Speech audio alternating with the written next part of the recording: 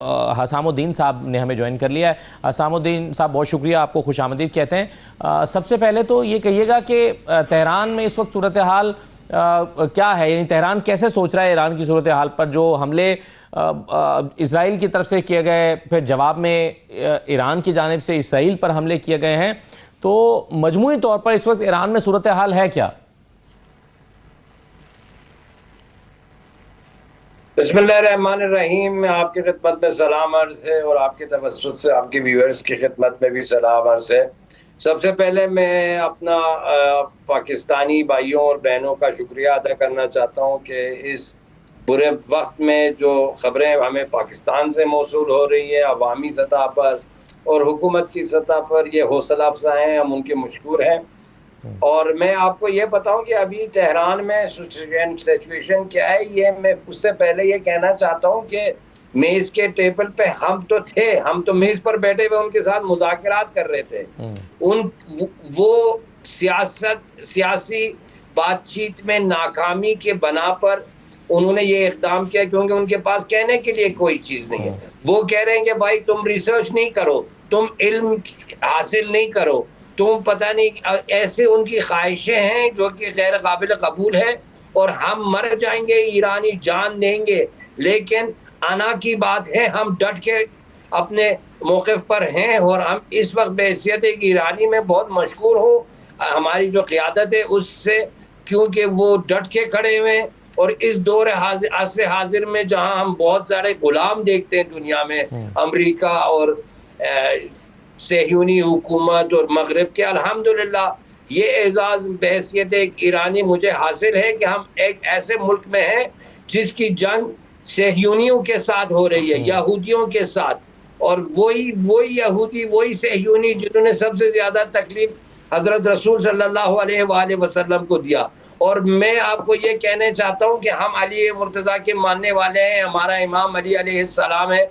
एक बार खैबर में हमने उनको शिकस्त दी है, खुद जुल्फ़िकार अली अलैहिस्सलाम के साथ इंशाअल्लाह आज हम उनके पैरों हैं, हम उनको शिकस्त देंगे। यहाँ पे अवामी हिमायत जो है, यहाँ पे कौमी वफाक जो है, यहाँ ये कहती है। देखिए इतने बेवकूफ़ है, मैं आपको ये कहना चाहता हूँ, हमारे दुश्मन, अल्लाह ताला ने अल्हम्दुलिल्लाह हम पे ये मेहरबानी की कि हमारे जो दुश्मन है बहुत ही बेवकूफ़ है।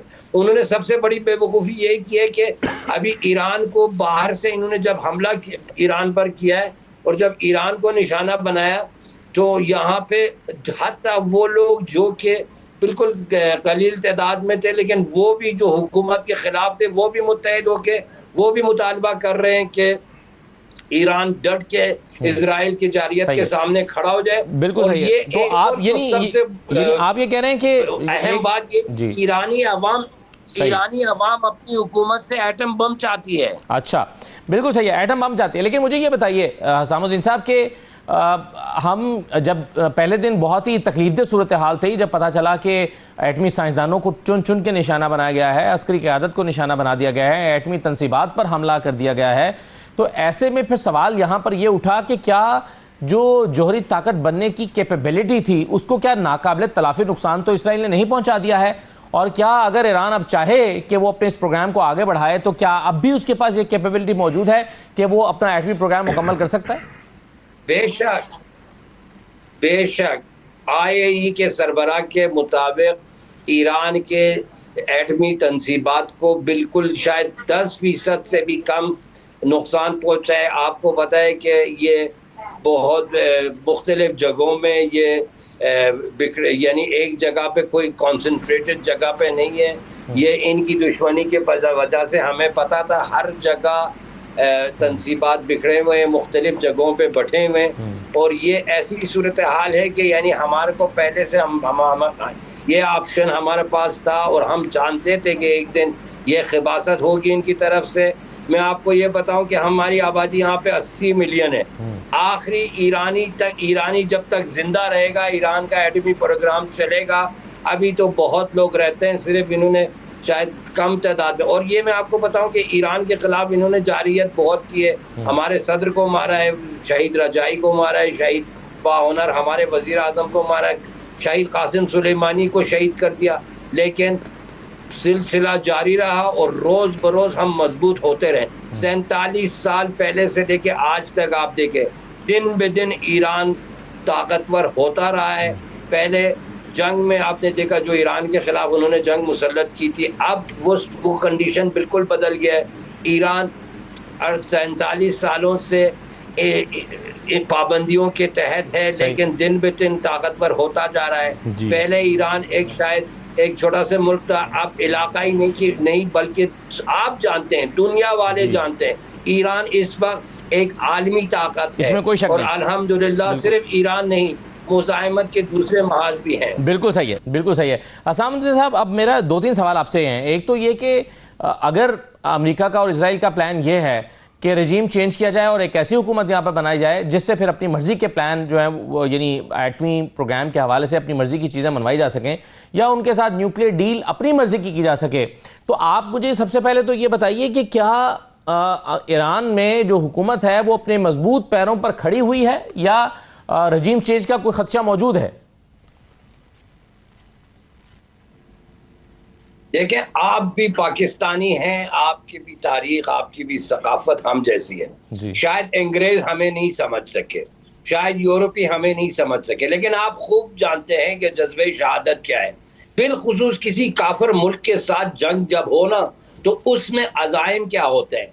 अल्हम्दुलिल्लाह रब्बिल आलमीन, यहाँ पे अगर आप देखें, आपके पाकिस्तान में मुख्तलिफ सियासी पार्टियों में लोग मुतलव्वस थे और वहाँ पे मुश्किलात थे, हुकूमत खिलाफ लोग थे, लेकिन जैसे ही हिंदुस्तान से आपके ऊपर हमले किए गए तो वो तमाम पाकिस्तानी फौज के पीछे खड़ी हो गई।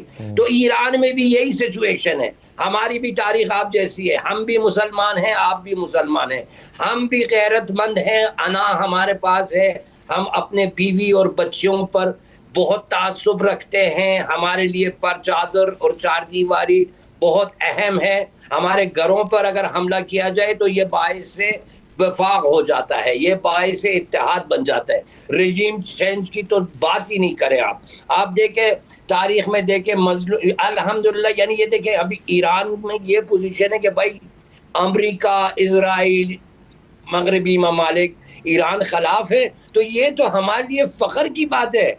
ये तो इससे बड़ा एजाज क्या है भाई, हम कोई अपने मुसलमान बरादर मुल्क से तो नहीं लड़ रहे।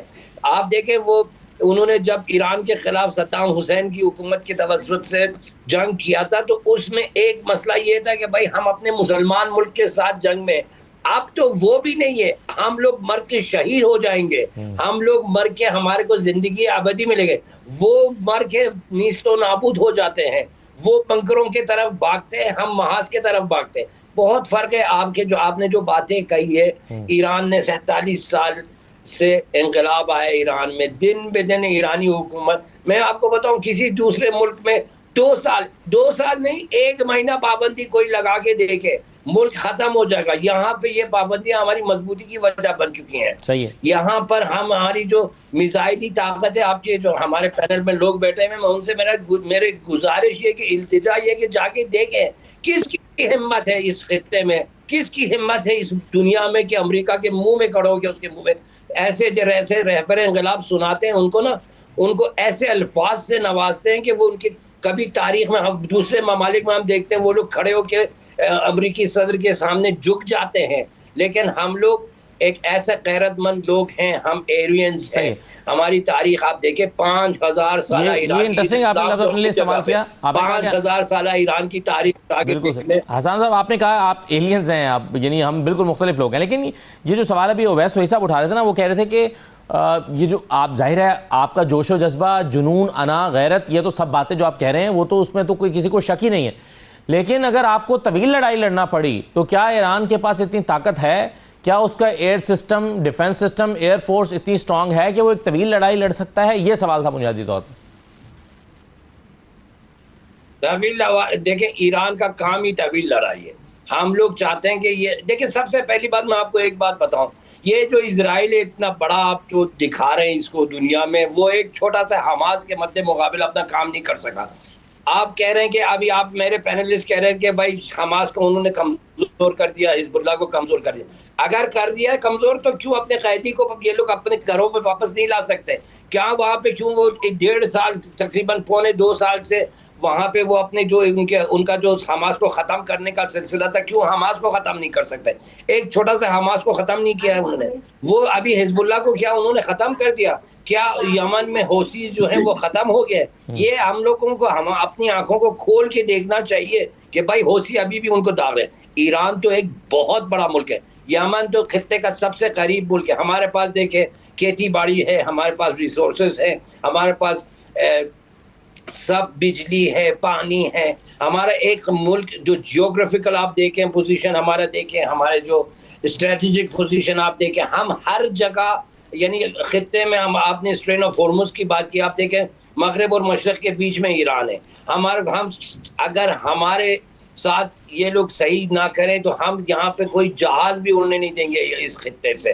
तमाम अरब ममालिक भूख से मर जाएंगे अगर ईरान से इन्होंने कोई तवील जंग शुरू करने की। देखें, याद होगा आपको 2 साल पहले अरब ममालिक इस बात के ख्वाहिशमंद थे कि ईरान के खिलाफ जंग हो जाए। अभी सबसे बड़े मुखालिफ जंग के कौन है? यही खलीज फार्स के अरब ममालिक। वजह ये कि उनको पता होगा कि भाई वो चैन से नहीं बैठ सकेंगे। ये आप ये ना देखें, ईरान की जो एक मिसाइली ताकत है वो सबके लिए काफ़ी है। हमारे जो फासला है सऊदी इजराइल से 2000 किलोमीटर है।